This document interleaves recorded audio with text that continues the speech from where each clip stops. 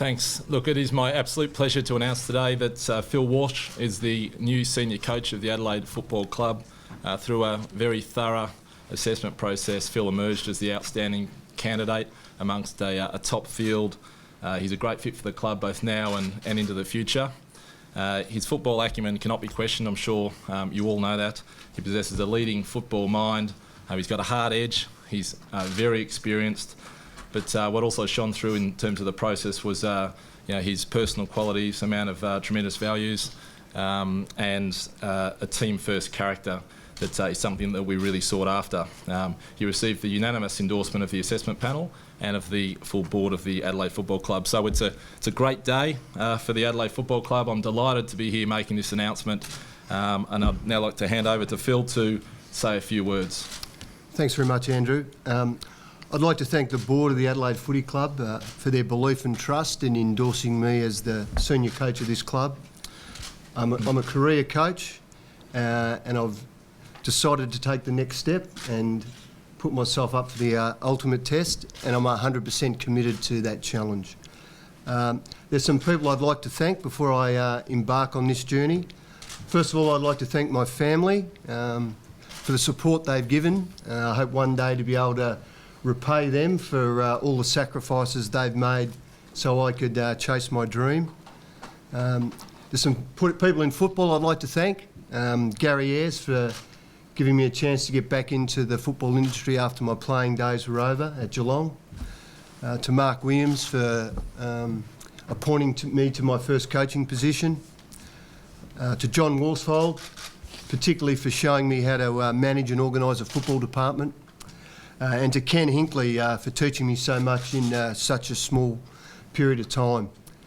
To all the players I've coached, you've all made me a better coach, and there are many of you, but I'd like to particularly single out a couple to thank. Brendan Lade, Darren Glass, Beau Waters and Travis Spoke. I also have a message for the players of the Adelaide Footy Club. There's something I've learnt over the journey. Success doesn't come looking for you. You've got to chase it. And as a team, the only way to do that is through hard work and elite habits. To our fans, the 19th man, just want to make it very clear, what we're chasing is not individual success. We're chasing team success, and we'll be totally committed to that. I'm happy to answer any questions. Phil, one of the last two questions is that why all of a sudden a senior coach? Well, we know you said so many times yourself that you didn't covet the position. Where does the moment come for you that you want to become a senior coach? Yeah, probably in my life journey, Rooch, I've had a few moments, particularly over these last 12 months. I don't want to go into them privately too much, but I will share with people. I just got a text message from Karen Bailey, made me quite emotional. She said Dean would have a little bit of a giggle about this, and it really did resonate with me. Got a little bit of a warm heart about it. But I suppose, Rooch, I took myself out of my own journey and thought, you know, anyone who's done what I've done probably deserves a chance to be a senior coach. I'm 54 years old. Probably not going to come round again, so I tell my kids to chase their dreams. So I probably don't want to look back 70 years old and think what might have been. So here I am. How hard do you expect it to be, Phil? And then you sort of describe it as the ultimate test. It is the ultimate test. I mean, my days with Choco, and there were some great days with Choco, although we did have a falling out. I would often say to him, I'm critical of you, mate, but it's an impossible job. And it's a really hard job. You need great help, you need great people around you. And as we see at the moment, coaches seem to be getting spat out pretty quick. So I know what I'm in for. What's the most important thing you can do? The most important thing that I've learned is you've got to make sure that all the key people, the fans, the players, the rest of the club, are on a shared vision. We all understand what we're trying to get, and we just don't deviate from that. And that's probably the great lesson I learnt from John Worsfold. When I went to West Coast, He explained the vision that he wanted. In my first year there, we won 8 games. The next year, we come last. Okay? He didn't deviate from that vision one bit. The next year, we played in a preliminary final.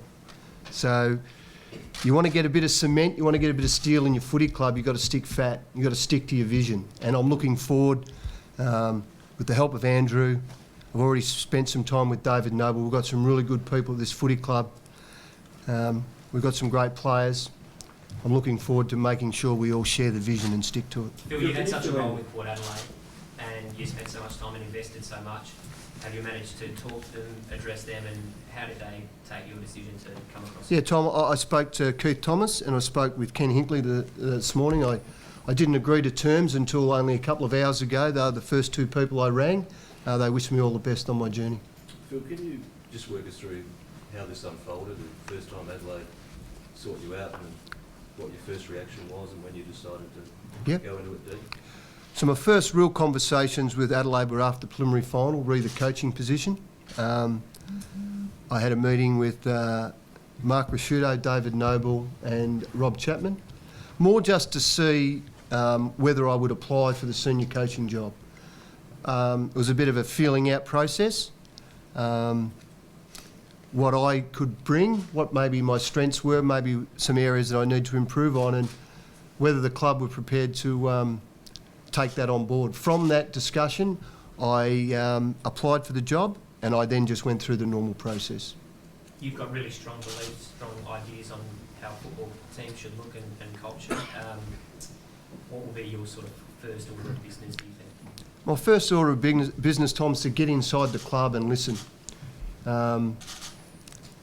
From the outside, we all have perceptions of what's going on. I want to find out what this club's made of. I want to find out why they're inconsistent this year. What is it that stopped them playing the type of footy they've played for long enough? You know, they've shown that their best footy is good enough, just haven't been able to do it for long enough. So I'm going to spend a bit of time listening, then gather our thoughts, and then we'll build the car that we think we need to get us where we want to go, then we'll drive it as fast as we possibly can. Phil, on that issue of perception. Sorry? Is that listening to players? Oh, absolutely. I'll be trying to ring every player over the next 48 hours.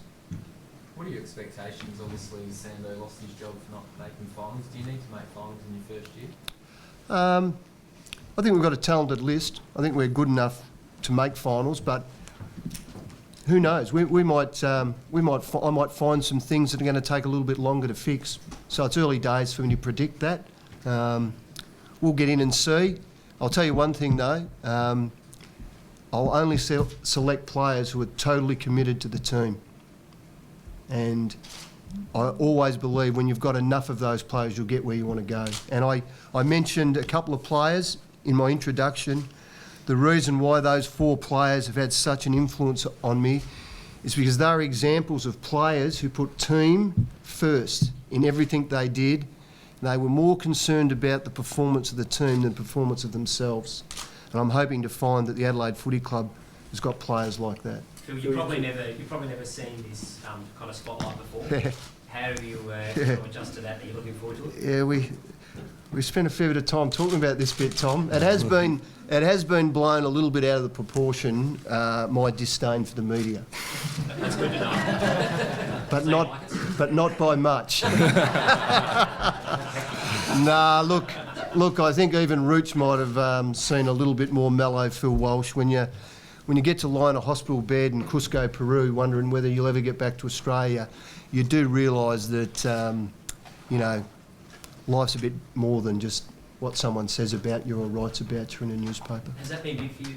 Yeah, no, it has been a big moment for me. I think it's on record. I don't drink alcohol anymore, try not to drive a car, try and spend as much time with the people who are important, try not to judge people as much as I did.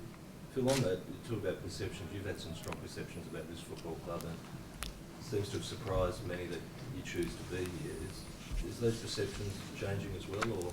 Yeah, no. Well, I just want to talk about that, and it's a little bit about Phil Walsh. I played at 3 clubs. Okay, I've coached at 3 clubs, about to be 4 clubs. once I walk in the door of those clubs, I'm 100% committed to that club, okay? The other 17 clubs are the enemy, and that's how I see it. And it's a ruthless industry, but right now,